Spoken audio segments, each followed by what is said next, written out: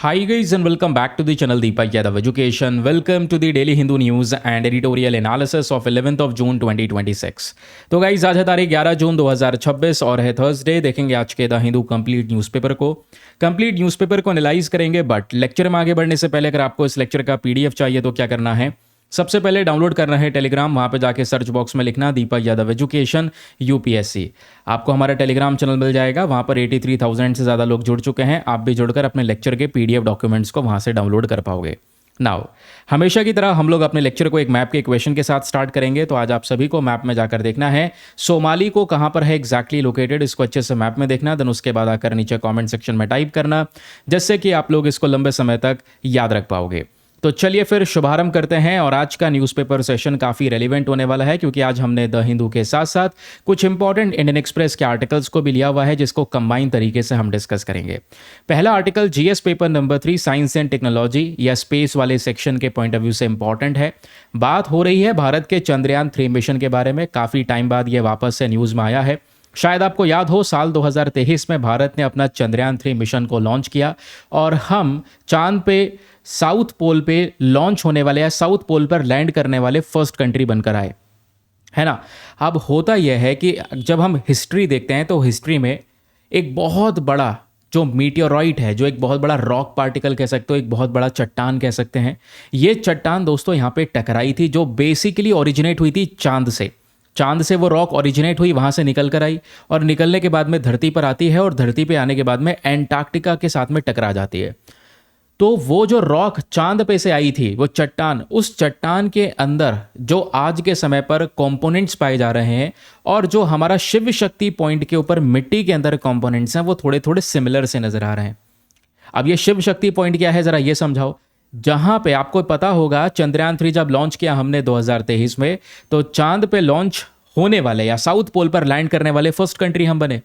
जिस पॉइंट पर हम लोग यहां पर लैंड करते हैं, उसी पॉइंट को शिव शक्ति पॉइंट का नाम दिया गया था। तो एक्चुअली में एक स्टडी होती है, स्टडी कंडक्ट करने वाले कुछ रिसर्चर्स हैं। रिसर्चर्स आते हैं अहमदाबाद के फिजिकल रिसर्च लैबोरेटरी से। उन्होंने यहाँ पर इसको खोजा है और बोला है कि जो मिट्टी हमारे शिव शक्ति पॉइंट यानी कि चंद्रमा पे उस पॉइंट पर जहाँ पे हम लैंड करे थे, उस जगह पे जो मिट्टी प्रेजेंट है, उस मिट्टी में आयरन कंटेंट ज़्यादा है, मैग्नीशियम ज़्यादा है एंड बहुत कम मात्रा में एल्यूमिनियम है। आयरन मैग्नीशियम ज़्यादा और एल्यूमिनियम कम। और जब यहाँ पर इस वाले कॉम्पोजिशन को एक जगह से मैच किया गया तो थोड़ा कॉम्पोजिशन सिमिलर पाया गया, क्योंकि दोस्तों एंटार्क्टिका के अंदर में एक बहुत बड़ा मीटियोराइट डिस्कवर किया गया था 1982 में। हालांकि कुछ अनुमान ये बताया जाता है कि वो मीटियोराइट, वो बहुत बड़ा चट्टान का टुकड़ा चांद पे से आया था और चांद पे से आने के बाद में धरती से टकराया, एंटार्क्टिका में लैंड करा लगभग आज से 1 मिलियन ईयर एगो, 1 मिलियन साल पहले। और उसको यहां पर नाम दिया गया है अल्हा 81005, ALHA 81005। प्लीज याद रखिएगा, ये जो ALHA है, it stands for Alan hills A 81005। पूछ सकता है कि बताओ हाल ही में ये न्यूज में था, ये क्या है। तो ये एक पर्टिकुलर मीटियोराइट है जिसका मेन ओरिजिन क्या है, मून है। अब इसके बारे में जो डिस्कवरी की गई, यानी कि इस मीटियोराइट के बारे में जो हमको एग्जैक्टली पता चलता है, वो 1982 में जाकर पता चलता है। मतलब पहले ही ये टकरा पहले जा चुका है, एंटार्क्टिका में पहले आके हिट हो चुका है, लेकिन इसके बारे में एग्जैक्टली हमें कब पता चला, 1982 में पता चला। अब होता यह है कि हमने इसके ऊपर में थोड़ा सा रिसर्च किया और रिसर्च करते करते ये भी मिलता है कि जो इस मीटियोराइट के अंदर में कंपोनेंट्स हैं, जैसे हम लोग हाई आयरन और मैग्नीशियम की बात कर रहे हैं, तो अभी हमने शिव शक्ति पॉइंट पर भी देखा कि शिव शक्ति पॉइंट पर हाई आयरन है, हाई मैग्नीशियम और लो एल्यूमिनियम है। यही बिल्कुल सिमिलर कॉम्पोजिशन इस मीटियोराइट के अंदर भी पाया गया है। जब इस चट्टान को अच्छी तरीके से देखने को मिला, इसको हमने स्टडी किया, तो बिल्कुल सेम यहाँ पर कॉम्पोजिशन देखने को मिल रहा है इन दोनों के बीच में। ये बात हमारे इंडियन एक्सप्रेस का जो एक्सप्लेनर सेक्शन का आर्टिकल है ये समझाता है। हेडिंग भी क्लियरली मेंशन करती है कि Shiv Shakti point soil chemically close to lunar meteorite that hit Antarctica. Chemical composition देखोगे तो लमसम यहां पर सेम देखने को मिल जाएगा इन दोनों ही चीजों का। अब क्योंकि हम लूनार रॉक्स की बात करते हैं, तो चंद्रमा पे ज्यादा अभी रिसर्च हुई नहीं है। जो भी रिसर्चेस हैं वो हम लगातार कंडक्ट कर रहे हैं। तो चट्टान यहाँ पे चंद्रमा के ऊपर में जो चट्टान मिलती है, टाइप्स ऑफ लूनार रॉक्स, वो यहाँ पर आइडेंटिफाई करी गई हैं। एक लूनार रॉक आपको जो एग्जैक्टली देखने को मिल जाती है दोस्तों, उसका नाम है फेरोवन एनोर्थोसाइट। प्लीज इसको यहाँ पर याद रखिएगा, नाम क्या है इसका, फेरोवन एंथ्रोसाइट। ये रिसर्चर्स ने रॉक्स को फाइंड किया है। तो एक तो हो गई ये वाली रॉक और दूसरी रॉक हो गई दोस्तों एमजी सूट रॉक। अब दोनों में फ़र्क क्या है? जो फेरोन एंथ्रोसाइट है इसमें कैल्शियम और एल्यूमिनियम मिनरल ज़्यादा होते हैं। ये चंद्रमा के जो एंशियंट क्रस्ट हैं उनको रिप्रेजेंट करता है, जबकि एमजी सूट रॉक जो है इसमें मैग्नीशियम और आयरन ज़्यादा होता है। ये बाद में फॉर्म हुआ है, इस वाली रॉक के बाद में इसका फॉर्मेशन हुआ है। समझ गए? अब दोनों ही रॉक्स की स्टडी करना हमें बहुत ज़रूरी है। अगर हम मून के क्रस्ट को समझना चाहते हैं, मून के इवोल्यूशन को समझना चाहते हैं, तो दोनों ही प्रकार के रॉक्स को डीपली स्टडी करना इज़ वेरी वेरी इंपॉर्टेंट। तो अभी हमारे पास में दो रॉक्स में से एक रॉक की जो इन्फॉर्मेशन है वो धीरे धीरे करके मिल रही है। जैसे हमने देखा कि भाई शिव शक्ति पॉइंट और जो मीटियोराइट धरती पर प्रेजेंट है जिसका ओरिजिन मून है, दोनों के कंपोनेंट सिमिलर से पाए गए। अब क्योंकि यहाँ पर शिव शक्ति पॉइंट पे से हमने इन्फॉर्मेशन निकाली कि भाई वहाँ पर जहाँ पे हमारा ये मिशन लैंड करा है उस जगह पर मैग्नीशियम, आयरन, ये सब चीज़ें ज़्यादा हैं वहाँ की मिट्टी में। पता कैसे चला? क्योंकि हमने चंद्रयान 3 लॉन्च किया था। अरे ठीक है, चंद्रयान 3 लॉन्च किया था, लेकिन चंद्रयान 3 लैंडर उतरा चंद्रमा पे, उसमें से रोवर निकला, हमने उसमें कुछ यंत्र लगाए हुए थे, इंस्ट्रूमेंट्स। और एक यंत्र जो यहाँ पर चंद्रयान 3 में लगा है उसका नाम है APXS। इसको कहते हैं एल्फा पार्टिकल एक्सरे स्पेक्ट्रोमीटर। तो इसको कहाँ पे लगाया गया था? प्रज्ञान रोवर पे लगाया गया था। रोवर जो निकलकर चंद्रमा पे चला था, जिसके अंदर में पहिए लगाए गए, जब वो चला तो इसके ऊपर में ये पर्टिकुलर इंस्ट्रूमेंट हमने लगा रखा था। इसका मेन काम, इस इंस्ट्रूमेंट का काम ये था कि रॉक्स जितने भी वहाँ पर मिलेंगे उनके केमिकल कॉम्पोजिशन को मेजर करना, जो भी मिट्टियाँ वहाँ पे प्रेजेंट होगी उनके केमिकल कॉम्पोजिशन को स्टडी करना। और स्टडी करते करते इसने इतनी सारी डिटेल्स भेज दी कि भाई चांद के ऊपर में तो बहुत सारे अलग अलग प्रकार के जो एलिमेंट्स हैं वो डिटेक्ट करे गए। फॉर एग्जांपल मैग्नीशियम मिला, एल्यूमिनियम मिला, सिलिकॉन मिला, कैल्शियम, टाइटेनियम, आयरन, ये सब कुछ वहाँ पर पाया गया। फिर ये जो इंस्ट्रूमेंट्स है दोस्तों, इन इंस्ट्रूमेंट्स ने बहुत सारा डेटा कलेक्ट किया और आज के समय पर हम लोग ऐसे ही मल्टीपल रिसर्चेस को कंडक्ट कर रहे हैं। अब ऐसा क्यों? क्योंकि लूनार, चंद्रमा का सरफेस बहुत इंपॉर्टेंट है अगर आपने चांद के बारे में ज़्यादा डीपली जानना है तो। हम आगे फोकस कर रहे हैं, चांद पे अपने एस्ट्रोनॉट्स को लेकर जाएंगे, चांद पर कॉलोनी बनाएंगे। ऐसे नहीं हो पाएगा, पहले उसके बारे में बहुत सारी स्टडीज़ होना ज़रूरी है। क्योंकि जब हम मून की बात करते हैं तो मून चंद्रमा पे, क्योंकि आपने देखा होगा कि अर्थ जो है ये सूरज के चक्कर लगा रही है और जो चंद्रमा है, जो मून है, वो पृथ्वी के चक्कर लगा रहा है। और कई बार जो एस्टेरॉइड्स इधर उधर से आ रहे होते हैं उनसे हमको प्रोटेक्ट भी कर रहा होता है वो चंद्रमा। क्योंकि जो एस्टेरॉइड आता है तो मान लो चंद्रमा यहाँ बीच में आ गया तो एस्टेरॉइड उस पर टकरा जाता है। तो इसलिए आपने देखा होगा चांद पे गड्ढे बहुत सारे हैं। गड्ढों के पीछे का रीजन, क्योंकि उसमें ढेर सारे, बहुत सारे जो स्पेस में तैर रहे रॉकी पार्टिकल से वो उससे टकराते रहते हैं। तो हमारा जो मून है वो कंटिन्यूअसली माइक्रो मीटियोराइट्स और मीटियोराइट्स के थ्रू हिट होता रहता है, जिसकी वजह से उसकी जो लूनार सॉइल की पूरी लेयर है वो मिक्स हो चुकी है, उसका सरफेस कॉम्पोजिशन बदल चुका है। एक नई लेयर से यहाँ पर बन रही है जिसको हम रेगोलिथ बोलते हैं। एक नई लेयर जनरेट हुई, रेगोलिथ, सारी लेयर्स मिक्स होने के बाद में, क्योंकि लगातार उस पर प्रेशर पड़ रहा है, लगातार बहुत सारे माइक्रो मीटियोराइट्स और मीटियोराइट्स आके उससे टकरा रहे हैं। और इसी की वजह से यहाँ पर उस सॉइल की केमिस्ट्री को स्टडी करना ज़रूरी है, क्योंकि अगर हम अपने मून की सॉइल की केमिस्ट्री को स्टडी कर लेंगे तो इससे जो हमारे साइंटिस्ट्स हैं वो ये समझ पाएंगे कि चंद्रमा का जियोलॉजिकल हिस्ट्री एग्जैक्टली क्या है ना, कि भाई चंद्रमा का जो एग्जैक्टली जो कह सकते हैं उसका फॉर्मेशन, उसका इवोल्यूशन कैसे होता है ना, चंद्रमा का इंटीरियर स्ट्रक्चर कैसा है, वो सब कुछ यहाँ पर हम लोग बढ़िया तरीके से जान पाएंगे इन्हीं सब चीज़ों की वजह से। आई होप आपको ये क्लैरिटी मिली। फिर क्वेश्चन आता है दोस्तों अबाउट इंपॉर्टेंस ऑफ फाइंडिंग्स, कि भाई जो भी ये फाइंडिंग्स हुई है इसका मेन इंपॉर्टेंस क्या है। पहला इंपॉर्टेंस आपको देखने को मिल जाएगा composition diversity in lunar highlands. तो ये क्या है इसको समझाता हूँ पहले मैं आप लोगों को। तो यहाँ पे बात होती है कि मून के जो अलग अलग रीजन्स हैं वहाँ पे अलग अलग हिस्ट्रीज हमको देखने को मिलेंगे, अलग अलग इम्पैक्ट देखने को मिलेगा। ठीक है, वहाँ ढेर सारे जो मटेरियल्स हैं वो अलग अलग जगह पर प्रेजेंट हैं। कुछ एरियाज़ ऐसे हैं जहाँ पर मटेरियल्स एक्सकेवेट किए जा सकते हैं, यानी कि चंद्रमा की लेयर से निकाले जा सकते हैं। इससे भविष्य में जो हम मिशंस करने वाले हैं उसमें बहुत मदद मिलेगी। साथ ही साथ में हम लोग ये देख सकते हैं कि भाई चंद्रमा पे कौन सी जगह सूटेबल है जहाँ पे हम आराम से अपने जो भविष्य के मिशन है वो लैंड कर सकें। एंशिएंट लूनार क्रस्ट की स्टडी करने के लिए, अर्ली इवोल्यूशन ऑफ मून कैसे हुआ, इन सब चीज़ों के लिए ये बहुत ही ज़्यादा ज़रूरी है जो आज के समय पर हम कर रहे हैं और कंपोनेंट्स के बारे में हमको पता चल रहा है। इतना ही याद रखेगा। ये रहे छोटे छोटे रिवीजन पॉइंटर जिसको आप बहुत इजीली रिवाइज कर सकते हैं। ये हमने कुछ फैक्ट्स ऐड करे हैं, शिव शक्ति, प्रज्ञान और ALH 81005 एग्जैक्टली क्या है ये पता होना चाहिए, लूनार मेटेओराइट। जो एंटार्क्टिका में मिलता है। बाकी छोटे छोटे रिवीजन पॉइंटर, वीडियो पॉज करो और फटाफट यहाँ पर सब कुछ हाथों हाथ रिवाइज कर लो। चलिए आते हैं अगले न्यूज़ आर्टिकल की तरफ। अगले आर्टिकल पर बढ़ने से पहले मेक श्योर करना वीडियो पे लाइक का बटन है उसको प्रेस कर देना। एक छोटा सा टारगेट होता है दोस्तों 4000 लाइक्स का, जिसको आप लोग पहुंचा सकते हैं। एंड साथ ही साथ यहाँ पर वीडियो में कुछ क्वेश्चन वगैरह दिए जाते हैं, उनके आंसर्स लिखा करो। एंड जितने भी लोग फर्स्ट टाइम चैनल पे जुड़ रहे हैं मेक श्योर करें चैनल को ज़रूर से सब्सक्राइब कर लें। चलिए, तो ये आर्टिकल जो दिखाई दे रहा है इसमें हम बात कर रहे हैं एक एम्फीबियन स्पीशी के बारे में जिसको हम बोलते हैं एक्सेलेटल। ठीक है, क्या बोलते हैं? एक्सेलेटल। इसका प्रोनाउंसिएशन कुछ इस प्रकार से है। देखो, फीफा वर्ल्ड कप शुरू हो रहा है, कल पहला मैच है 12 जून को। फीफा वर्ल्ड कप अपने आप में बहुत ही ज़्यादा इंपॉर्टेंट इवेंट माना जाता है। और कल पहला मैच ओपनिंग कहाँ पर हो रही है? मैक्सिको के अंदर में हो रही है, पढ़ा दिया है मैंने आप लोगों को। इसकी क्लोजिंग कहाँ पे होगी? जो फाइनल मैच होगा वो कहाँ पे होगा? यूएसए के अंदर में, न्यू जर्सी में। पता है ना? तो दोस्तों होता यह है कि भाई मैक्सिको तैयार हो चुका है कल एक पहले मैच को होस्ट करने के लिए।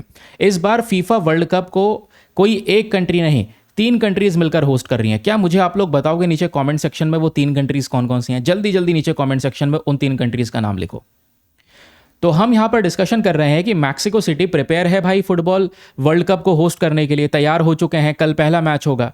तो इस मैच के दौरान यहां पर जैसे आप देखोगे कोई भी गेम होता है तो उसका एक लोगो होता है कि इस बार इसका एक चिन्ह है, एक मैस्केट जिसको हम लोग बोलते हैं। तो इस बार फीफा वर्ल्ड कप का मैस्केट रखा गया है एक्सेलेटल। तो एक्सेलेटल क्या होता है?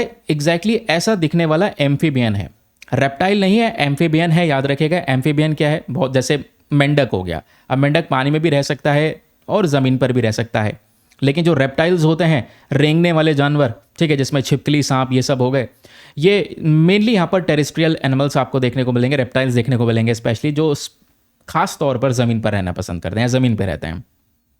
लेकिन एम्फीबियंस की जब हम बात करते हैं तो एक्सेलेटल भी एम्फीबियन है, स्पेशली मैक्सिकन सेलेमेंडर वाली स्पीशी में आता है। सेलेमेंडर जिसमें कुछ छिपकलियां वगैरह आती हैं जो मतलब छिपकलियां की तरह दिखाई देती हैं, है एग्जैक्टली में वो एम्फीबियंस। लेकिन ये जो एक्सेलेटल है दोस्तों, ये वाला एम्फीबियन भाई परमानेंटली पानी में ही रहता है, कंप्लीटली पानी में रहता है। ये दिखता कुछ इस प्रकार से, इसके कुछ रियल फोटोज वगैरह इतने खास दिए नहीं गए, बट आप ये देख पाओगे इस तरीके से दिखाई देता है। तो ये चिन्ह बना दिया गया इस बार, कहाँ का? फीफा वर्ल्ड कप 2026 का। अब चिन्ह क्यों बना दिया? क्योंकि मैक्सिको भाई 3 कंट्री में से एक कंट्री ये मैक्सिको भी है जो इस इवेंट को होस्ट कर रहा है। ओपनिंग मैच कल मैक्सिको में होने वाला है। और ये जो स्पीशी है, ये स्पीशी एक समय पर बहुत ज़्यादा मात्रा में हुआ करती थी 1998 में, और आज पिछले 2 सालों से ये स्पीशी देखने को ही नहीं मिली है। खासकर मैक्सिको में पाई जाती है। मैक्सिको में एक लेक है जिसका नाम है लेक शोशिमिल्को। ये मैक्सिको सिटी के जस्ट पास में ही झील प्रेजेंट है, वहाँ पे ये पाई जाती थी प्रजाति। ये पूरी तरह से मतलब खत्म हो रही है। देखो डेटा जो मैं आपको बता रहा था ना, वो डेटा ये है जो खुद यहाँ पर मैक्सिको यूनिवर्सिटी का डेटा है। ये कहते हैं कि भाई 1998 के समय पर 6000 एक्सेलेटल पाए जाते थे पर स्क्वायर किलोमीटर। 2014 में थोड़ी इनकी प्रजाति कम हो गई, लगातार हैबिटेट डिस्ट्रक्शन की वजह से ये हो गए 36 एक्सेलेटल पर स्क्वायर किलोमीटर। लेकिन पिछले 2 सालों में 2024 से 2026 तक के सर्वे जब तक चला है, कोई एक्सेलेटल की स्पीशी रिकॉर्ड ही नहीं करी गई। पिछले 2 सालों में ये प्रजाति देखने को ही नहीं मिली है, जो हमें क्लियरली इंडिकेशन देता है कि भाई पॉपुलेशन का सीधा सीधा कोलैप्स हो चुका है। ये प्रजाति खत्म होने की कगार पर है, क्योंकि थोड़ी बहुत जीवित है, इसके लिए इसको एक्सटिंक्ट डिक्लेयर नहीं किया गया। अभी कुछ समय और वेट करेंगे, देखेंगे कब तक नहीं मिलती है। कुछ समय और हो जाता है तभी यहाँ पर उसको विलुप्त प्रजाति डिक्लेयर किया जाएगा, अदरवाइज अभी एक्सटेंट डिक्लेयर नहीं है। अभी एक क्रिटिकली एंडेंजर्ड कैटेगरी में दिख ही नहीं रही है स्पीशी पिछले 2 साल से। तो ये याद रखिएगा, क्रिटिकली एंडेंजर्ड कैटेगरी के अंदर में इसको कवर करा गया है कि प्रजाति बहुत ही ज़्यादा खतरे में है IUCN के अंदर में। अब मैक्सिको ने भाई इसको एज अ मैस्कट के तौर पे दिखा के और ये प्रूव कर दिया है कि भाई ये इनका फेलियर है मैक्सिको वालों का, कि मैक्सिको वाले यहाँ पर इसको प्रोटेक्ट नहीं कर पाए। आज के समय पर यह प्रजाति कंप्लीटली ही खत्म होती चली जा रही है, कोई प्रोटेक्शन नहीं दे पाए, है ना। तो इसको लेकर ये ना एक कंजर्वेशन की बात भी उठाता है कि भाई हमें ये प्रोटेक्ट करने की ज़रूरत है, क्योंकि ये बहुत ही स्पेशल स्पीशी है। इस पर रिसर्च कर सकते थे। पता है स्पेशल क्यों है? इस एक्सेलेटल के अंदर में क्षमता यह है कि अगर इसके हाथ पैर मान लो टूट जाएं किसी वजह से, मतलब हट जाएं इसके बॉडी से, ये रीजनरेट कर सकते हैं, अपनी स्पाइनल कॉर्ड को रीजनरेट कर सकते हैं, हार्ट टिश्यूज, इवन ब्रेन के कुछ हिस्सों को ये दोबारा उगा सकते हैं। ये इनमें ताकत है। तो इनके ऊपर भी रिसर्च बनती थी। ठीक है, तो मेडिकल रिसर्च कई बार हम लोग करते भी हैं। तो ये देखिएगा, ये न्यूज़ आर्टिकल है साइंस एंड टेक के पेज पर है कि वर्ल्ड कप का जो मैस्कट है एक्सेलेटल, इसको लेकर भाई आज के समय पर बवाल हो रहा है कि इसको एक लोगो बना के दिखा तो दिया, लेकिन मैक्सिको वाले खुद इसको बचा नहीं पाए, प्रोटेक्ट नहीं कर पाए। आज ये सीवर क्राइसिस को फेस कर रहा है। पिछले 2 साल से ये प्रजाति देखने को ही नहीं मिली है, समझे। तो ये कुछ बेसिक फैक्ट्स हैं, जरा एक्सेलेटल के बारे में वो पढ़कर जाइएगा। अब वो बेसिक फैक्ट्स एग्जैक्टली क्या है मैं आपको थोड़ा सा समझाता हूँ। एक सेकेंड रुको, कहाँ गया भाई। ये रहे कुछ बेसिक फैक्ट्स। सबसे पहले कंजर्वेशन स्टेटस, आईयूसीएन के अंदर में इसको क्रिटिकली एंडेंजर्ड कैटेगरी में कवर किया गया है। दूसरा, अगर हम इसी फोटो को जूम करके देख लें तो आप लोग देख पाओगे ये कुछ इस प्रकार से दिखाई देता है। इसका लाइफ स्पैन ही खुद 10 से 15 साल है। ठीक है, इसका प्राइमरी बिहेवियर, ये प्राइमरीली एक्वेटिक है, पानी में पाए जाने वाला एम्फीबियन है। ये नॉक्टर्नल्स होते हैं, रात में ज़्यादा एक्टिव रहते हैं, धीरे धीरे कर, मतलब जैसे जो पानी धीरे धीरे मूव कर रहा हो उसी में ही यहाँ पर इनको रहना पसंद है। ठीक है, और एक चीज़ और है यार, एक चीज़ और है जो मैं आपको दिखाना चाहता हूँ, वो ये है। जब आप दोस्तों यहाँ पर इन एक्सेलेटल के बारे में पढ़ोगे तो इनका जो हैबिटेट है वो लगातार डिस्ट्रॉय होता चला जा रहा है। हैबिटेट वो जगह होती है जहाँ पर ये जीव पाए जाते हैं। तो रीज़न यही है कि भाई अर्बन एक्सपेंशन हो रहा है, शहरीकरण हो रहा है, बहुत सारी जो झीलें हैं वो बर्बाद हो चुकी हैं, प्रदूषण होता चले जा रहा है, यही मेन कारण है। प्रदूषण पता है इनके लिए जानलेवा है। अगर थोड़ा सा भी पानी के अंदर में प्रदूषण बढ़ा तो यहाँ पर एक्सेलेटल की प्रजाति किसी भी प्रकार से बच नहीं सकती। कहोगे क्यों? क्योंकि कई आज भी बहुत सारे, मतलब प्रदूषण आज भी है, बहुत बड़े लेवल पर है वाटर पोल्यूशन, लेकिन फिर भी बहुत सारी स्पीशीज सर्वाइव कर जाती हैं पानी में। रीज़न अलग है। एक्सेलेटल में खास बात यह है कि ये भाई ऑक्सीजन को एब्जॉर्ब करते हैं थ्रू देयर स्किन। ये सांस ले रहे हैं, इनके बॉडी में जो ऑक्सीजन जा रहा है वो इनके स्किन की तरह, इनके स्किन के थ्रू, त्वचा के थ्रू जा रहा है ऊपर से ऑक्सीजन।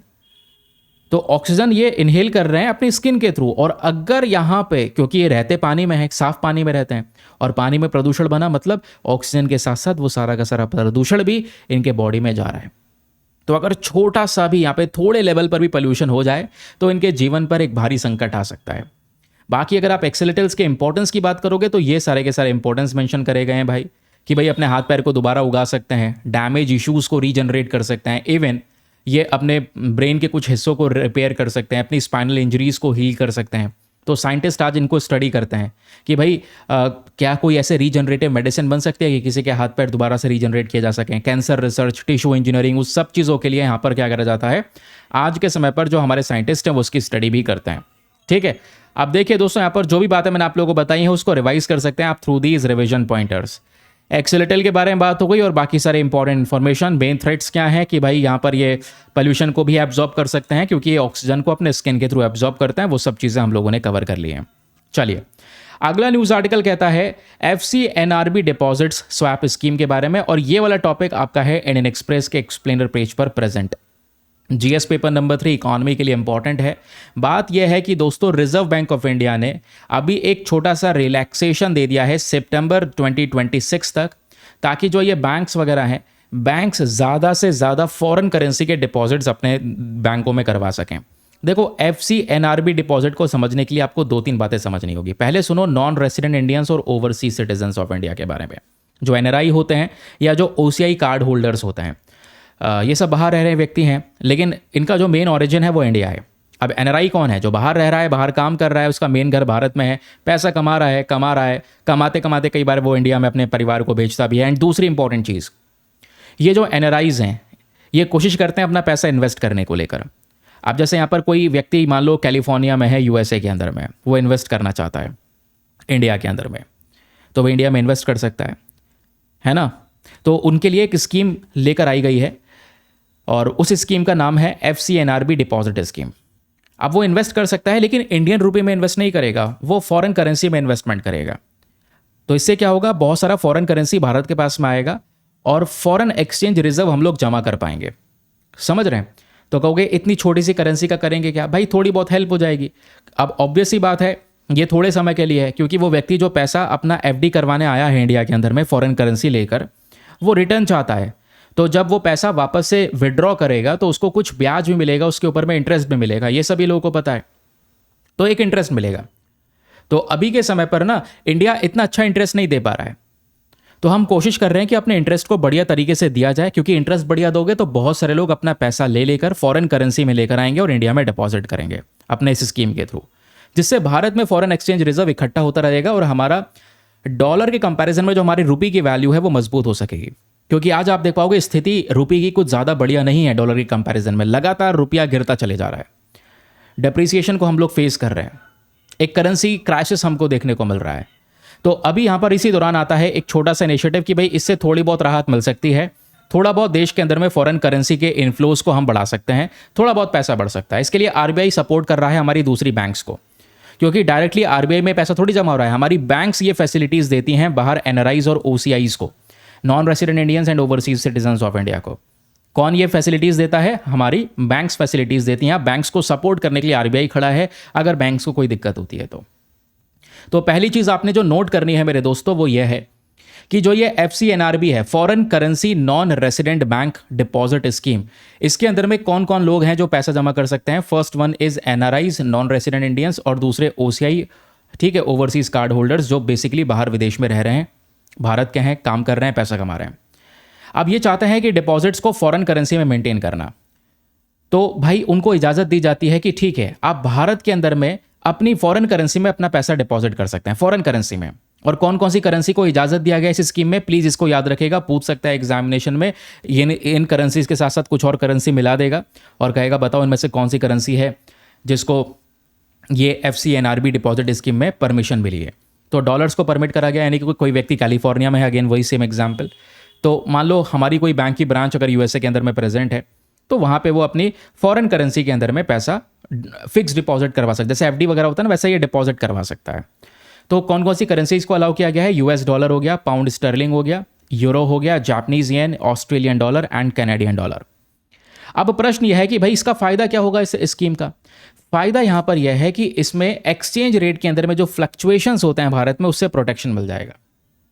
और आपके दिमाग में एक और सवाल होगा कि भाई बाहर का व्यक्ति कुछ थोड़े बहुत इंटरेस्ट के लिए, क्योंकि ज़्यादा ब्याज मिलता नहीं है इसके अंदर में, अगर बाहर का व्यक्ति यहाँ पर सोच रहा है कि एक छोटा सा अमाउंट डिपॉजिट करवा दूँ, जैसे हमारे देश में FD होता है, कोई 3 साल के लिए FD करवाता है, कोई 5 साल के लिए FD करवाता है, वैसे ही यहाँ पर ये FCNRB है। जैसे फॉर एग्जांपल SBI जो है ना, SBI अगर आप लोकली अपने देश के अंदर में SBI में कोई डोमेस्टिक FD करवाना चाहें तो उसमें जो वो ब्याज देता है, मान लो 3 साल की आप जब FD करवाओगे, मान लो आपने 5 लाख रुपए की 3 साल के लिए FD करवा दी, तो उस पर वो ब्याज देगा 6.30% का, इंटरेस्ट रेट अच्छा मिलता है। लेकिन वो हमारे लिए है, डोमेस्टिक लोगों के लिए, अपने देश के नागरिकों के लिए, ठीक है। अब होता क्या है, ये कोई व्यक्ति बाहर काम कर रहा है, NRI है, OCI है, वो पैसा FD करवाना चाहता है, लेकिन फॉरेन करेंसी के अंदर में मान लो SBI के पास गया, 3 से 4 साल का FD करवाया, तो उस पर जो इंटरेस्ट मिलता है बहुत कम मिलता है, 3.35%, 4 से 5 साल वाले में 2.95%, अबव 5 साल 3% केवल। HDFC बैंक यहाँ पर आप देख पाओगे ये कुछ इतना देता है, ऐसे सब सिमिलर रेट चल रहा है, तो कोई ज़्यादा ब्याज तो मिलता नहीं है, तब भी वो लोग जमा करते हैं। रीज़न पता है क्या है? आप भले ही यहाँ पर आपको ज़्यादा ब्याज मिल रहा हो, लेकिन जो आप इंटरेस्ट कमाते हैं और अगर वो टैक्स के लॉ में आता है तो आपके ब्याज में से टैक्स कटता है। लेकिन ये बाहर का व्यक्ति FCNRB स्कीम के थ्रू अगर वो डिपॉजिट करेगा हमारे बैंक्स के अंदर में, तो उसको जो ब्याज मिलेगा उस ब्याज को इनकम टैक्स से बाहर रखा गया है। तो पहली बात, कोई टैक्स वगैरह नहीं काटना, कोई टैक्स वगैरह नहीं देना पड़ेगा, सिंपल पैसा रखा हुआ था उसको जमा कर दिया और पैसा तो मिलेगा, और जो ऊपर से ब्याज जनरेट हुआ है 2-3% जो भी था वो सब भी यहाँ पर मिलेगा, कोई पैसा कहीं पर भी नहीं कटेगा, और वो व्यक्ति पैसा निकाल कर वापस से अपने देश में ले जा भी सकता है, कोई प्रॉब्लम नहीं। तो बस खाली यहाँ पर तो फिर कहोगे स्कीम है किस लिए? उल्टा हम लोग ब्याज पे कर रहे हैं। बस स्कीम इसीलिए है कि कुछ फॉरेन करेंसी बीच बीच में इंडिया में आ सके, क्योंकि जितना फॉरेन करेंसी हमारे पास में रहेगा हमारा फॉरेक्स रिजर्व मजबूत रहेगा। फॉरेक्स रिजर्व जितना मजबूत रहेगा उतनी इकॉनमी स्टेबलाइज रहेगी, उतनी हमारे करेंसी की वैल्यू ज़्यादा रहेगी, ठीक है। अब इससे क्या है कि कहोगे तो लोग निकालेंगे भी, तो अरे तो निकालेंगे तो लोग जमा भी करेंगे, निकालेंगे फिर दूसरे लोग डिपॉजिट करेंगे, तो इस तरीके से तो साइकिल चलती रहेगी। तो इंडिया में करेंसी मेंटेन रहेगी, फॉरेक्स रिजर्व मेंटेन रहेगा। तो आरबीआई ने यहाँ पर अभी के समय पर क्या किया है, एक नई चीज़ अनाउंस कर दी है। आरबीआई यहाँ पर हमारे लिए कह रहा है, मतलब ये जो बैंक्स हैं इनसे कह रहा है कि देखो, क्योंकि ये बैंक्स डर रहे हैं थोड़ा सा। बैंक्स क्यों डर रहे हैं? बैंक्स ये कह रहे हैं कि भाई इंटरेस्ट रेट जो है ये ज़्यादा ऊपर नीचे हो जाएगा तो इससे प्रॉब्लम हो जाएगी, क्योंकि प्रॉब्लम यह है कि करेंसी के वैल्यूएशन में चेंजेस आ रहे हैं बहुत ज़्यादा। मान लो एक व्यक्ति है जिसने आज से 3 साल पहले इन्वेस्ट किया था, तब $1 की वैल्यू, मान लो सपोज कर लो $1 की वैल्यू 85 थी, तब इन्वेस्टमेंट किया। अब वो जब विड्रॉ करेगा ना, क्योंकि उसको तो डॉलर चाहिए भाई, उसने जो फॉरेन करेंसी में इन्वेस्ट किया वो फॉरेन करेंसी लेकर जाएगा। बट आज वैल्यू देखो, आज वैल्यू मान लो सीधा सीधा यहाँ पर $1 की वैल्यू अब 10 रुपये ज़्यादा हो गई है, 95 96 हो गई है। तो अगर इस तरीके से यहाँ पर सिचुएशन हो गया तो बैंक्स जो है ना, ये थोड़ा डरते हैं कि हमको बहुत पैसा पे करना पड़ेगा, एक्स्ट्रा पैसा पे करना पड़ेगा। क्यों? क्योंकि करेंसी रेट में बहुत बदलाव आ चुका है, तो रिस्क ज़्यादा है। तो इसी के कंडीशन में, क्योंकि बैंक्स ज़्यादा से ज़्यादा फिर जब रिस्क आएगा तो ऑब्वियस सी बात है ये वाली स्कीम को वो प्रमोट ही नहीं करेंगे, है ना। तो आरबीआई कह रहा है कि डरो मत, जितने भी बैंक्स हैं अपने रिस्क को हम मेरे पास ट्रांसफर कर दो। रिजर्व बैंक ऑफ इंडिया कह रहा है कि भाई ये जो बर्डन है ना, ये जो रिस्क बर्डन है, एक्सचेंज रेट का हेजिंग बर्डन है, इसको मैं झेल लूंगा, मेरे पास इसको रख दो, ठीक है। तो परेशान मत हो आप, यहां पर बस खाली ये जो स्कीम्स हैं इनको रन करो। आरबीआई कह रहा है कि भाई जितना भी बर्डन आएगा उसको मैं एब्जॉर्ब कर लूंगा। फॉरेन करेंसी जो डिपॉजिट्स हैं, ठीक है, उसको आप बस खाली चीपर बनाओ, जिससे कि बाहर से बहुत सारा जो फॉरेन करेंसी है बाहर के लोग यहाँ पर हमारे देश में जमा कर सकें और इंडिया में ढेर सारा फॉरेक्स रिजर्व आ सके। बस यही एक छोटा सा बदलाव हुआ है। आई होप आपको यहाँ पर एक क्लियर हो चुका है। अब क्योंकि आरबीआई सपोर्ट कर रहा है तो मेन ऑब्जेक्टिव क्या है? मेन ऑब्जेक्टिव है बाहर के लोग ढेर सारा अपना इसी डिपॉजिट के अंदर में एफडी करवाएं। इससे क्या होगा? बाहर की करेंसी आएगी इंडिया में, हमारा फॉरेक्स रिजर्व बढ़ेगा, एक्सटर्नल सेक्टर स्टेबिलिटी मिलेगी और इंडिया का फाइनेंशियल मार्केट ग्रो करना शुरू कर जाएगा। एक स्टेबलाइजेशन आ जाएगा कि हाँ थोड़ा बहुत पैसा आ रहा है, अब ज़्यादा नहीं बट थोड़ा बहुत तो इम्पैक्ट यहाँ पर पड़ता है। तो आरबीआई यहाँ पर इसी चीज़ को लेकर कह रहा है कि भाई बैंक्स घबराओ नहीं, आपका रिस्क हम झेल लेंगे, बस इंटरेस्ट रेट को थोड़ा सा अट्रैक्टिव रखो। क्योंकि अगर यूएस या दूसरे कंट्रीज इंटरेस्ट रेट ज़्यादा देंगे तो फिर बाहर का व्यक्ति क्यों आके एसबीआई में इन्वेस्ट करेगा, एचडीएफसी में इन्वेस्ट करेगा अपना पैसा लेकर आकर, ठीक है। तो इसके लिए कंपैरिजन करो और ग्लोबल लेवल पर एक अच्छे लेवल का interest rate, attractive interest rate दो, जिससे कि ढेर सारा फॉरेक्स रिजर्व लोग लेकर आएं। क्योंकि इंडियन बैंक्स को इंटरेस्ट रेट बढ़ाना ही पड़ेगा। फॉर एग्जांपल यही सेम कंडीशन में मैरिक बैंक या फिर यूएसए की ये बैंक है, मॉर्गन स्टैनले है, ये सब इंटरेस्ट रेट भारत के कंपैरिजन में ज़्यादा दे रहे हैं। जैसे इंडिया में इंटरेस्ट रेट देखोगे तो मैक्सिमम टू मैक्सिमम 3% तक दिया जा रहा है, जबकि ये लोग 4.20% से ज़्यादा दे रहे हैं। तो भाई ऑब्वियस ही बात है बैंक्स को भी यहाँ पर थोड़ा सा एक अट्रैक्टिव इंटरेस्ट रेट हमारे बैंक्स को ऑफर करना होगा, जिससे कि लोग अपना पैसा वहाँ न लगाकर इंडिया के अंदर में इन्वेस्ट करें, जिससे कि फॉरेक्स रिजर्व हमारे पास में इकट्ठा होना शुरू हो जाएगा। आई होप आपको एक क्लैरिटी मिल चुकी है। तो इंपॉर्टेंट क्यों है वो हमने समझा, चीज़ों को स्टेबलाइज बनाने के लिए।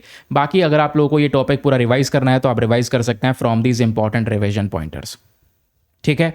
कोई डाउट तो नहीं? कोई डाउट होगा तो नीचे कमेंट सेक्शन में ज़रूर से लिखना। बाकी मैंने आपको पूरा ये सेक्शन क्लियर कर दिया है। अगला आर्टिकल आता है हमारे सामने, ये वाला बहुत ही इंटरेस्टिंग, और ये आर्टिकल नहीं, आज का हमारा एडिटोरियल है शानदार सा। हम डिस्कशन कर रहे हैं इस टॉपिक को। फिलहाल तो आप जीएस पेपर नंबर 2 पॉलिटी के साथ में लिंक करेंगे। बात हो रही है negotiating federalism in higher education. Context क्या है? यहाँ पे जो ऑथर आपको दिख रहे हैं ना, इन्होंने बहुत शानदार सा टॉपिक लिखा है, थोड़ा लंबा चौड़ा है बट समझना ज़रूरी है, फैक्ट्स बहुत सारे हैं। ये कह रहे हैं भाई इंडिया में हम लोग फेडरलिज्म स्ट्रक्चर को अपनाते हैं, आपको पता है ना, हमारा कॉन्स्टिट्यूशन फेडरलिज्म स्ट्रक्चर पे काम करता है। फेडरलिज्म चीज़ क्या है? फेडरलिज्म का मतलब संघवाद का ढांचा, जहां पर सेंट्रल गवर्नमेंट और स्टेट गवर्नमेंट दोनों साथ में मिलकर काम करते हैं। भाई सेंट्रल गवर्नमेंट की अपनी खुद की पावर्स हैं, स्टेट गवर्नमेंट के पास अपनी सेपरेट पावर्स हैं, लेकिन दोनों मिलकर कॉपरेट करके काम करते हैं। इसी कॉपरेशन को हम लोगों ने नाम दे दिया फेडरलिज्म का। अब जैसे फेडरलिज्म का जब बात आती है तो हम 7th स्केड्यूल को देखते हैं। कॉन्स्टिट्यूशन का जो 7th स्केड्यूल है, इसमें 3 लिस्ट के बारे में बात की गई है। 3 लिस्ट में एक आती है सेंट्रल लिस्ट, एक आती है स्टेट लिस्ट और एक आती है कंकरेंट लिस्ट। इन लिस्ट के अंदर में अलग अलग सेक्शन डिवाइड करे गए। फॉर एग्जांपल जैसे जो डिफेंस की बात आएगी देश में, बैंकिंग की बात आ गई, करेंसी की बात आएगी, तो अगर डिफेंस, बैंकिंग, करेंसी या फॉरेन अफेयर्स को लेकर कोई नियम बनाना हो, कानून बनाना हो, तो सेंट्रल गवर्नमेंट के पास, यहाँ पर ये यूनियन लिस्ट के अंदर में ये सब चीज़ें प्रेजेंट है, तो सेंट्रल गवर्नमेंट के पास पावर है कि वो इन सब पे कानून बना पाएंगे। स्टेट के पास पावर नहीं है। अब जैसे पुलिस की पावर स्टेट को दी गई, ट्रेड, एग्रीकल्चर, इरिगेशन, तो ये स्टेट लिस्ट के पास में पावर है।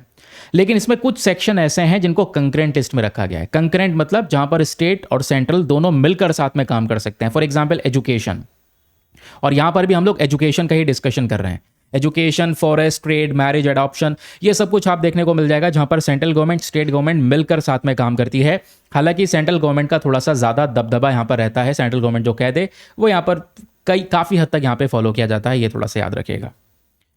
तो आर्टिकल में राइटर साहब कह रहे हैं हायर एजुकेशन की हम बात कर रहे हैं। जब एक बच्चा 12th कर लेता है, उसके बाद अपना कोई अंडर ग्रेजुएशन कर रहा है, पोस्ट ग्रेजुएशन कर रहा है, हायर एजुकेशन की बात हो रही है। इंडिया में जो हायर एजुकेशन है, ये कहीं ना कहीं आज सेंट्रल और स्टेट के रिलेशंस में डिबेट को पैदा कर रहा है। राइटर साहब कहते हैं कि भाई नेशनल एजुकेशन पॉलिसी 2020 को लागू किया गया था, लेकिन इस पॉलिसी से संबंधित आज ढेर सारे फ्लॉज, ढेर सारे खामियां हमको नजर आती हैं, जिसकी वजह से कुछ कुछ राज्यों ने नेशनल एजुकेशन पॉलिसी के सभी प्रोविजंस को अपने राज्य में लागू ही नहीं किया। तो इससे क्या हो रहा है कि वो जो कॉपरेशन है, वो कम्युनिकेशन है बिटवीन स्टेट्स एंड सेंटर, वो नहीं बन पा रहा है। तो जो हायर एजुकेशन है दोस्तों, यहां पर ये हायर एजुकेशन अब कोई एजुकेशन पॉलिसी के तौर पे काम नहीं कर रहा है, ये एक फेडरलिज्म इशू बन चुका है। क्योंकि यहां पर बोला जा रहा है, स्टेट्स के थ्रू कहा जा रहा है कि भाई ज्यादातर पावर हायर एजुकेशन की सेंट्रल गवर्नमेंट के पास में जाती चली जा रही है। स्टेट वाली जो पावर है वो भी सेंट्रल गवर्नमेंट के पास चली जा रही है नई नई पॉलिसीज के माध्यम से। तो ऐसा नहीं होना चाहिए था। यहां पे हम साथ में मिलकर काम कर सकते हैं, लेकिन एक तरफा शिफ्ट हो जाएगा तो इससे बात नहीं बन पाएगी। तो क्योंकि इंडिया फेडरल सिस्टम को फॉलो करता है, जहां पर पावर्स डिवाइडेड हैं बिटवीन यूनियन एंड स्टेट्स, लेकिन जब हायर एजुकेशन की बात आती है तो सेंटर और स्टेट दोनों के पास में अथॉरिटी है कि दोनों मिलकर इस पे काम करेंगे, दोनों मिलकर इस पे कानून बना सकते हैं, क्योंकि एजुकेशन कंकरेंट लिस्ट में आता है under the 42nd constitution amendment act 1976। लेकिन पिछले कुछ सालों के अंदर में कुछ ऐसे बदलाव, कुछ ऐसे रिफॉर्म्स हुए हैं जिससे केंद्र सरकार ने अपने पास में ज्यादा पावर्स को खींचा है। इन हायर एजुकेशन इंडस्ट्री में यह बात हो रही है। कुछ स्टेट्स का कहना यहां पर यह है कि वो ये फील कर रहे हैं कि उनकी जो पावर्स हैं वो कम हो चुकी हैं। तो इससे एक नई डिबेट छिड़ रही है कि ये कोऑपरेटिव जो फेडरलिज्म है, इसको कहीं से भी किसी प्रकार से कोई नुकसान नहीं पहुंचना चाहिए, इसको लेकर एक डिबेट चल रही है। अब होता यहां पर यह है कि ये सब बातें जो राइटर साहब कह रहे हैं, ये किस आधार पर कह रहे हैं कि सेंट्रल गवर्नमेंट का रोल हायर एजुकेशन में बढ़ रहा है, स्टेट गवर्नमेंट का कम हो रहा है, किस आधार पर कह रहे हैं? तो सुनिएगा, यहां पर ये कुछ पॉइंट्स इन्होंने मेंशन कर रखे हैं। पहली चीज ये कहते हैं, भले ही एजुकेशन कंकरेंट लिस्ट में हो, but union government main important exercises को खुद परफॉर्म करता है। Ministry of education union government के अंदर में आती है, university grant commission union government के अंदर में आता है, किसी यूनिवर्सिटी को कोई दर्जा देना हो, national accreditation bodies, regulatory institutions, यहां सभी जगह पर केंद्र सरकार का सबसे बड़ा इन्फ्लुएंस है। फिर केंद्र सरकार यहाँ पे कुछ नई पॉलिसीज लेकर आ जाती है। For example national education policy 2020 को लेकर आया गया। अब इस 2020 की नई शिक्षा नीति के अंदर में कुछ नए रिफॉर्म्स करे गए, बदलाव करे गए। जैसे जो अंडर ग्रेजुएट प्रोग्राम है, उस यूजी प्रोग्राम को 4 साल का कर दिया गया। बच्चों के सारे जो उनके अकेडमिक्स के डिटेल्स हैं, 12th क्या है, ग्रेजुएशन क्या है, उन सब की डिटेल्स एक ही जगह पर ABC academic bank of credit ये क्रिएट करा गया। Institutional restructuring, multi disciplinary in universities, internationalisation of higher education, ये सब कुछ यहाँ पर नए प्रकार के रिफॉर्म्स सेंट्रल गवर्नमेंट की साइड से देश के अंदर में निकाले गए। लेकिन बहुत सारे राज्य सरकार इन सभी रिफॉर्म्स को, इन सभी बदलावों को बस खाली इसी तरीके से देख रहे हैं कि यहाँ पर केंद्र सरकार ने अपना इन्फ्लुएंस बना लिया है। ये सारे वो एरियाज हुआ करते थे जहां पर एक समय पर स्टेट के पास में पावर हुआ करती थी। स्टेट यहां पर ये सारे के सारे काम किया करता था। वो सारे काम नियम के हिसाब से, पॉलिसीज के हिसाब से चेंज करके स्टेट गवर्नमेंट से सेंट्रल गवर्नमेंट ने अपनी तरफ ट्रांसफर कर लिए हैं। तो फिर ये फेडरलिज्म को नुकसान नहीं पहुंच रहा, क्योंकि यहां पे तो बात हो रही है दोनों मिलकर काम करेंगे। लेकिन स्टेट की जो ट्रेडिशन, इनका जुरिस्डिक्शन था कि भाई इन चीजों पे काम करेंगे, वो चीजें सेंट्रल गवर्नमेंट के इन्फ्लुएंस में आ गई है। फिर प्रश्न आता है दोस्तों, funding based influence. Central government लगातार फंडिंग को नेशनल रिफॉर्म बनाकर, मतलब कि देश के अंदर में बदलाव हो रहा है, उस प्रकार से फंडिंग जा रही है। तो स्टेट्स को यहां पर ज्यादा कुछ फंडिंग नेशनल लेवल पर मिल भी नहीं पाता। समझ रहे हैं, क्योंकि वो सारी फंडिंग नेशनल प्रायोरिटीज के बेसिस पे खर्च किया जा रहा है। दूसरा, रेगुलेटरी सेंट्रलाइजेशन। आप देख पाओगे एक बिल है जिसका नाम है विकसित भारत शिक्षा अधिष्ठान बिल 2025। इस बिल की जो मेन पर्पज है वो क्या है? हायर एजुकेशन को रिप्लेस कर देना। ठीक है, क्या जो एग्जिस्टिंग हायर एजुकेशन है उसको रिप्लेस कर देना, इसका जो रेगुलेटरी स्ट्रक्चर है उसको रिप्लेस कर देना, चाहे वो यूजीसी का सिस्टम हो, इसको भी चेंज कर देना। और इस बिल का मेन पर्पस ये था कि भाई जो स्टेट का, राज्य सरकारों का पार्टिसिपेशन है ये कम हो जाएगा, राज्य सरकारों की पावर कम हो जाएगी, मेनली पावर सेंट्रल गवर्नमेंट के पास में रहेगी हायर एजुकेशन को लेकर। फिर एक और चीज आती है डिजिटल गवर्नेंस। जितने भी डिजिटल इनिशिएटिव्स आपको देखने को मिल जाएंगे, यहां पर केंद्र सरकार के पास ही पावर है। जैसे ABC बनवाया गया बच्चों का, अकेडमिक बैंक ऑफ क्रेडिट्स वगैरह बनवाया गया है ना, डिजी लॉकर वगैरह, ये सब चीज़ें हैं। तो यहाँ पे सारी की सारी आपकी अकेडमिक्स डिटेल स्टोर हैं। स्टूडेंट्स की मोबिलिटी यहाँ पर चेक की जा सकती है। लेकिन ये सब किसके अंडर में आ रहा है? सेंट्रल गवर्नमेंट के अंदर में। सेंट्रल गवर्नमेंट इन सब चीज़ों को मॉनिटर कर सकता है। तो स्टेट्स को यहाँ पर डर है कि इस प्रकार के सिस्टम सेंट्रल मॉनिटरिंग को बहुत ज़्यादा बढ़ा देंगे और स्टेट्स की वैल्यू हायर एजुकेशन के पर्सपेक्टिव से खत्म हो जाएगी। फिर कुछ और भी आपको मेजर एरियाज देखने को मिल जाएंगे सेंटर और स्टेट के कॉन्फ्लिक्ट के। जैसे सबसे पहला एरिया है तमिलनाडु और नेशनल एजुकेशन पॉलिसी 2020। ये मुद्दे थोड़े से बिगड़ चुके हैं। जैसे फॉर एग्जांपल जब नेशनल एजुकेशन पॉलिसी 2020 को लागू किया तो तमिलनाडु ने सीधा सीधा कह दिया था कि हम कुछ प्रोविजंस को लागू नहीं करेंगे। तमिलनाडु ने 3 लैंग्वेज जो फॉर्मूला है इसको पूरी तरह से अपोज किया, यूजीसी के सर्कुलर्स को अपोज किया। तो स्टेट ने कुछ प्रोविजन लागू करे, कुछ प्रोविजन लागू नहीं करे।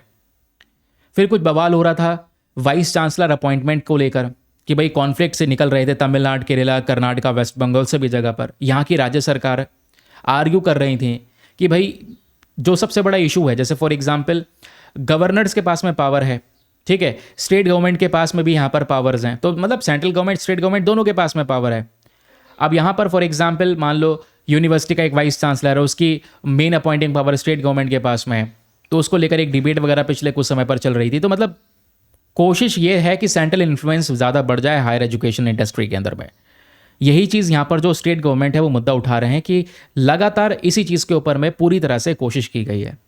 अब प्रश्न आता है कि why do some states oppose these reforms. इन रिफॉर्म्स को अपोज क्यों करा गया बहुत सारे राज्य सरकारों के थ्रू?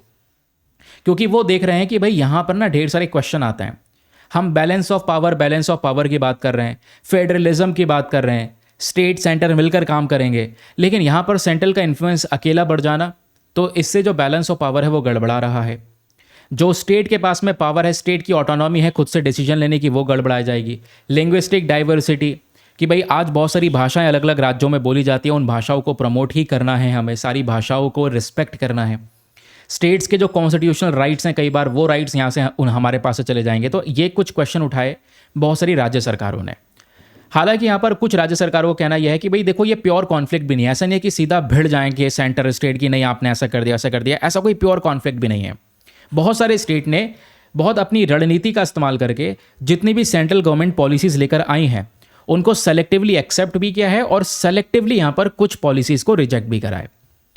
भाई उनको लगता है कि भाई ये वाली पॉलिसी उनकी ज़रूरत के हिसाब से ठीक है, लोकल नीड्स के हिसाब से सही है, तो उसको एक्सेप्ट कर लिया।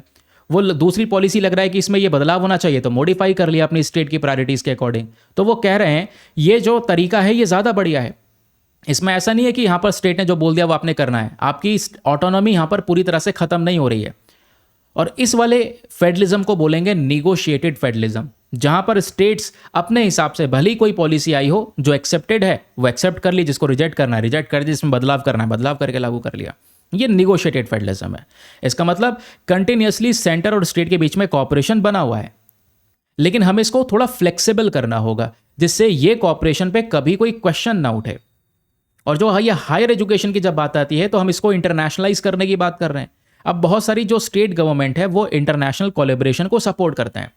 स्टेट्स कोशिश कर रही हैं कि वो रीजनल एजुकेशन हब बने, समझ रहे हैं, दुनिया भर की जो फॉरेन यूनिवर्सिटीज उनका डेस्टिनेशन बने, ये स्टेट्स का मेन पर्पस है। तो स्टेट का रोल बहुत बड़ा हो सकता है यूनिवर्सिटी कैंपसेस के मामले में। जैसे फॉरेन यूनिवर्सिटी कैंपस को अडॉप्ट करने की बात की जा रही है तो स्टेट ही है वो जो ज़मीन, इंफ्रास्ट्रक्चर, एडमिनिस्ट्रेटिव क्लियरेंस, ये सब कुछ यहाँ पर राज्य सरकार देगी, तभी आप फॉरेन एजुकेशन को लेकर आ सकते हैं। लेकिन ये सब करने के लिए सक्सेसफुली सेंटर और स्टेट का कॉपरेशन होना ज़रूरी है या नहीं? अगर ये कॉपरेशन बिगड़ जाएगा, इनके रिलेशंस मेंटेन नहीं होंगे एक साथ में, तो कल स्टेट गवर्नमेंट मना कर देगी कि भाई आप फॉरेन एजुकेशन लाना चाहते हो कि हम आपको कोई ज़मीन, इंफ्रास्ट्रक्चर दे ही नहीं रहे, कोई एडमिनिस्ट्रेशन क्लियरेंस नहीं मिल रहा, इन्वेस्टमेंट सपोर्ट नहीं मिलेगा। ये नहीं मिलेगा तो आप कैसे फॉरेन यूनिवर्सिटी कैंपस को अप्लाई कर पाओगे? तो इन सब चीज़ों के लिए दोनों के बीच में कोऑर्डिनेशन, कॉपरेशन यानी कि हाई क्वालिटी का फेडरलिज्म होना ज़रूरी है जो फ्लेक्सिबल हो। अगर फ्यूचर हायर एजुकेशन का बढ़िया रखना है तो centre state cooperation must be respected, respect for the constitutional federalism, national standards को बैलेंस करना और एजुकेशनल रिफॉर्म्स को सही तरीके से लागू करना, सबके साथ में इक्वली रिप्रेजेंटेशन देखने के बाद में नियमों को लागू करना। यही मेन पर्पस हो सकता है जिससे हम लोग हायर एजुकेशन में सुधार कर सकते हैं। ये बात हो गई दोस्तों यहाँ पर हमारे इन राइटर की। आई होप आपको एक क्लैरिटी मिल चुकी है। ये छोटे छोटे रिवीजन पॉइंटर्स दिए गए हैं जिसको आप इजीली, बहुत ईजिली यहाँ पर रिवाइज कर सकते हैं इस पूरे के पूरे एडिटोरियल को, आर्टिकल को। अब यहाँ पर 200 से ज़्यादा क्वेश्चन तो नहीं है, बस 2 इंपॉर्टेंट क्वेश्चन है, मैं ये क्वेश्चन दे रहा हूँ, इनको सॉल्व करिए, इनका आंसर्स फटाफट नीचे कमेंट सेक्शन में लिखिए, देखते हैं आपको याद है या नहीं है। अभी हम लोगों ने पढ़ा स्टार्टिंग में एक्सेलेटल के बारे में, तो एक क्वेश्चन आपके सामने, consider the following statements regarding the एक्सेलेटल। एक्सलिटल को लेकर 3 स्टेटमेंट्स है, बताना है कौन सा स्टेटमेंट सही है। पहला, क्या ये स्पीशी है सेलेमेंडर की। दूसरा, क्या यहाँ पर ये नेचुरली मैक्सिको के वेटलैंड्स में पाई जाने वाली स्पीशी है। तीसरा, क्या ये जानी जाती है कुछ रिमार्केबल एबिलिटी के लिए। ये जो स्पीशीज में ये क्षमता है कि अपने बॉडी पार्ट्स को ही वापस से रीजनरेट कर सकता है। तो बताएं तीनों में से कौन सा स्टेटमेंट सही है। Option number A 1 only, B 1 and 2 only, C 2 and 3 only, या फिर डी तीनों के तीनों स्टेटमेंट्स यहाँ पर सही हैं। अगला क्वेश्चन आपके सामने ये प्रेजेंट है, with reference to FCNRB deposits. तो जो FCNRB डिपॉजिट है इसको लेकर आपके सामने 3 स्टेटमेंट है, बताना है कौन सा स्टेटमेंट सही है। पहला, ये जो डिपॉजिट्स हैं दोस्तों इनको ओपन किया जा सकता है by the non resident Indians NRI। Second, ये जो डिपॉजिट्स हैं इनको मेंटेन किया जाता है फॉरेन करेंसीज में ही। तीसरा, ये डिपॉजिट्स को मेंटेन कर सकते हैं हम इंडियन रुपीज़ में। तो बताएं दोस्तों तीनों में से कौन सा स्टेटमेंट सही है। Option number A 1 only, B 1 and 2 only, C 2 and 3 only, या फिर डी तीनों के तीनों स्टेटमेंट सही है। चलो फटाफट यहाँ पर इन दोनों क्वेश्चन के आंसर लिख दो नीचे कमेंट सेक्शन में। आज के लिए बस इतना ही है डिस्कशन में। Bye bye, have a nice day, thank you and Jai Hind.